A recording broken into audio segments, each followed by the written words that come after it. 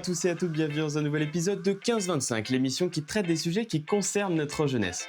S'il y a bien un truc qu'on est sûr de faire dans notre vie d'adulte responsable, c'est travailler. Et déjà depuis l'école primaire, on nous y prépare. On nous apprend à travailler à la maison, à travailler seul, à travailler en groupe.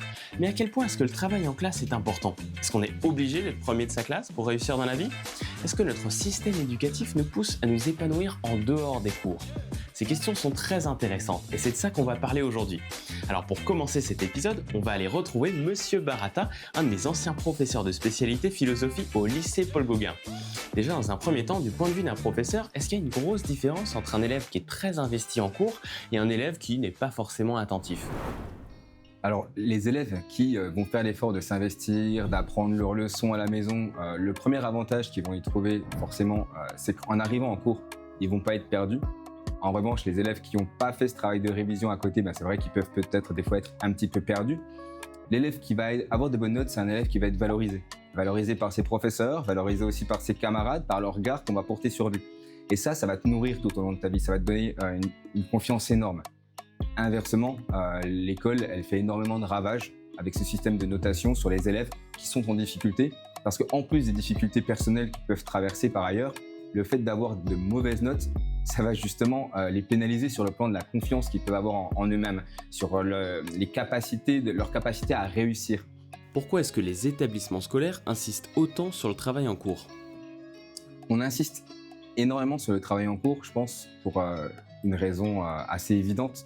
C'est qu'un élève qui est attentif en classe, qui suit les recommandations du professeur, qui prend son cours, c'est 80% du travail total qui est effectué. C'est 80% du travail qui sera fait si l'élève est investi en classe. Si en revanche il vient uniquement en étant passif, en dormant à moitié, là il aurait pu rester à la maison, ça aurait été sans doute plus efficace s'il se serait au moins reposé.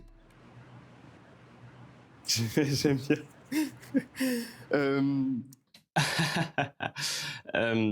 Réflexion pas si anodine que ça. En fait, pendant l'année où j'ai eu la chance d'avoir Monsieur Baratta en professeur, il m'est arrivé de m'assoupir pendant ses cours. Mais au-delà du débat que je suis très sûrement un mauvais élève pour avoir fait ce genre de choses, je pense que ça soulève quand même quelques questions en parallèle. Et notamment, est-ce que les heures de cours sont véritablement adaptées au rythme biologique des élèves ? Certaines études, dont une publiée par Sleep Medicine Reviews venant de l'université de Surrey en Angleterre, ont démontré que les heures de coucher et de réveil changent fondamentalement au fur et à mesure de la vie, et que les jeunes ont un rythme les amenant à se coucher plus tard et à se lever aussi plus tard. En vieillissant, ils auront tendance à se réajuster pour revenir à un modèle coucher tôt, lever tôt. Mais même si tout ça paraît pouvoir être résolu rapidement, les élèves ne sont pas les seuls à être impactés par les horaires des cours. Alors on risque pas de voir ces changements arriver de sitôt, parce que les heures de cours ne sont en fait pas établies en fonction des élèves, mais plutôt en fonction du rythme de la société qui les entoure. L'école a été pensée pour s'aligner avec les horaires de travail des parents, et en libérant les élèves tôt, on laisse aussi du temps pour les activités extrascolaires, les sports et les devoirs. Et en parlant d'activités extrascolaires, justement, je me demandais si les élèves avaient vraiment le temps de les pratiquer. Alors je suis allé rencontrer un jeune membre du club Highlander MMA avec qui je suis allé parler de tout ça. Bonjour à tous, je m'appelle Hiri Lurtel, j'ai 17 ans. Quand j'ai commencé le MMA, c'était pas encore la passion. La passion, c'était vraiment juste... je voulais tester, je voulais apprendre quelques techniques. Il n'y avait pas encore cette mentalité acharnée du travail. Après, j'ai commencé à m'entraîner dur tous les jours il y a 1 an et demi, bientôt 2 ans. Et du coup, moi, mon rythme d'entraînement, c'est tous les jours. Si j'ai envie de m'entraîner dimanche, je m'entraîne dimanche. Est-ce que ça t'est déjà arrivé de rater un entraînement auquel tu voulais participer pour assister à un cours ? Non, moi je rate les cours de l'école pour aller à l'entraînement. Ouais, je fais la plupart du temps ça, je rate quasiment pas de cours. Si je peux pas venir ici, je suis forcément en train de m'entraîner. Donc ce sport, c'est ta passion et c'est peut-être aussi ton futur métier. Alors est-ce que selon toi, ça justifie d'être absent à certains cours ? Moi, ouais, ça justifie. Après, je le fais particulièrement en camp, en training camp, où les entraînements sont un peu plus tôt et que nos horaires au lycée finissent un peu tard, tu vois, avec les spécialités, etc. Du coup, la plupart du temps, les derniers cours, on me voit pas dedans. Est-ce que tu as déjà eu l'impression d'avoir été puni pour avoir fait ce choix de faire de ta passion une priorité ? Est-ce que tu t'es déjà pris un avertissement, par exemple ? Pas vraiment avertissement, c'est plus au conseil de classe. Absentéisme, pas souvent là, etc. Manque d'efforts personnels à la maison, manque de travail personnel. Après, c'est comme ça la vie. Tu penses qu'on traite de la même manière que ceux qui chappent les cours juste parce qu'ils n'ont pas envie d'y aller? Oui, on me met au même niveau qu'eux parce qu'ils ne voient pas ce que je fais par derrière. Eux, c'est juste il est pas là, et on s'en fout de ce qu'il fait par derrière, tu vois. Mais moi, j'ai ma justification, c'est juste que plus tard, je serai pas derrière un bureau. Moi, c'est vraiment la passion. Je m'entraîne le matin, je m'entraîne le soir. Voilà. Ouais, on voit que ça te passionne et c'est dommage qu'on te réprimande pour ça. Aux États-Unis, ils ont un système qui encourage beaucoup plus les pratiques sportives pendant les études. Est-ce que ce serait intéressant d'avoir un système comme ça Ce ici? serait top, c'était ça mon rêve. Enfin, moi, en tout cas, si je devais être en charge d'organiser ça, je le ferais bien. Parce qu'en fait, en Amérique, beaucoup de champions UFC, ils étaient champions high school, ils appellent comme ça. Et où, en sortant du lycée, ils avaient environ une centaine de combats, donc avec de l'expérience à tout va. Du coup, ils arrivent en professionnel, ils ont déjà l'expérience. Et du coup, ça, c'est bien. Alors qu'à Tahiti, c'est encore un peu limité, mais ça va se développer. J'ai confiance que ça va se développer, ça va pas rester à ce stade-là. C'est juste que faut démarrer la machine, Merci Lehele. Bon, pour plus d'infos, c'est vrai, aux États-Unis, le sport peut être un point majeur dans ta scolarité. Et si tu es très bon dans le sport que tu pratiques, tu peux même débloquer des bourses particulières. Et même si les exigences restent les mêmes une fois que les cours commencent, les statistiques montrent que tu as quand même beaucoup plus de chances d'être accepté, même dans une université très prestigieuse, si tu es catégorisé comme étant un recruited athlete. Athlète recruté. Bref, on va reprendre directement là où on en était avec Monsieur Baratta. On va arrêter de tourner autour du pot et poser les vraies questions.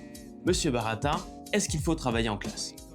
Est-ce qu'il faut travailler à l'école? Évidemment, moi en tant que professeur, je ne peux pas dire aux élèves de ne pas travailler à l'école. Ça va de soi qu'il faut travailler à l'école. Mais s'il faut travailler à l'école, il faut avoir conscience aussi que l'école, ce n'est pas l'unique objectif.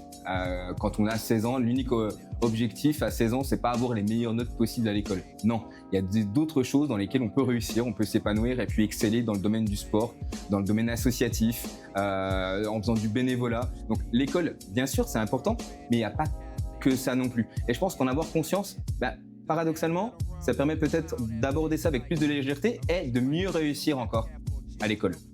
Et donc pour ceux qui veulent se concentrer sur l'école, est-ce qu'il faut vraiment viser le 20 sur 20? Est-ce qu'il faut viser le 20 sur 20? Moi, j'aurais tendance à dire que les élèves, évidemment, qui veulent réussir, et puis pour eux aussi, doivent toujours essayer de se dépasser, de viser la meilleure note possible. Alors, en philosophie, par exemple, tu vois, moi, pendant l'année, je ne mets pas de 20. Jamais. Là, tous les ans, j'ai des élèves brillants qui obtiennent 20 sur 20 au baccalauréat. Et je m'en félicite, je suis très content pour eux. Mais pendant l'année, je me refuse, alors c'est peut-être bête, à mettre un 20, tout simplement parce que cette image du 20 sur 20, ça pourrait en renvoyer comme signal à l'élève, c'est bon, la mission est accomplie, c'est comme si tu joues à un jeu vidéo, tu as tué le boss de fin, maintenant tu peux te reposer sur tes lauriers. Tu vois, moi j'ai peur de cet effet délétère là. Donc je me refuse à mettre un 20 sur 20 pour un devoir type bac, j'entends, comme la dissertation ou l'explication de texte, parce que j'ai peur des signaux que ça pourrait renvoyer à l'élève. Par contre, voilà, 19, 18, c'est déjà des notes qui sont excellentes. Et puis, au-delà de cela, par le biais de Parcoursup, un élève qui aurait, je dis n'importe quoi, mais 20 de moyenne générale, tu vois, je me mets à la place aussi des collègues qui, dans le supérieur, vont recruter les élèves. S'ils voient des élèves avec des notes étrangement hautes, ça risque de les desservir parce que 20 sur 20, c'est pas crédible. Ça veut dire que l'élève, voilà, en gros, il a acquis toutes les compétences attendues pendant son année. Voilà, il y a plus rien à faire. Je pense que voilà, c'est pas forcément pertinent de voir les choses sous cet angle-là. Moi, faut aller le plus loin possible dans ce qu'on peut faire et réaliser, mais 20 sur 20, ça a des effets délétères. Merci à Monsieur Baratta pour ses réponses et pour ses réflexions dignes d'un professeur de philosophie. À l'instant, il a mentionné la possibilité que des notes trop hautes pourraient peut-être desservir le dossier Parcoursup d'un élève. Et il y a sûrement une partie de vrai là-dedans. Alors comment est-ce que le travail en classe influence-t-il la réussite d'un élève dans ses études? Est-ce que ça aura aussi un impact sur son orientation? Pour répondre à ces questions, on est retourné voir Moera Nirei, directrice du Centre d'information et d'orientation à Aroué.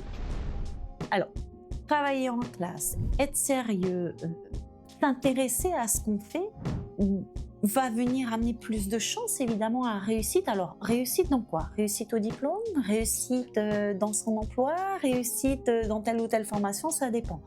On le sait, un élève qui travaille, qui fait le maximum en classe a plus de chances évidemment d'obtenir son DNB, son bac, son BTS, etc. S'il a un diplôme, il aura plus de chances de se retrouver sur le marché du travail avec un diplôme et des propositions d'emploi. Quand on ne travaille pas, quand on laisse tout tomber, il y a des raisons aussi derrière. Moi, je ne vais pas forcément jeter la pierre à tous ces jeunes. Si moi j'en ai marre, ça ne me plaît pas. Oui, ça peut arriver, bien sûr. Nous, après, on essaie de voir comment faire, qu'est-ce qui ne va pas, qu'est-ce qui fait que cet élève, ce jeune, n'aime pas l'école ou n'y arrive pas, a des difficultés, ne comprend pas tout, etc. Donc c'est vraiment complexe. Cette question de la réussite à l'école, elle est complexe, mais j'ai envie de dire, oui, quand on travaille, on réussit. Alors il y en a qui vont dire, ouais, moi je travaille pas et je réussis quand même.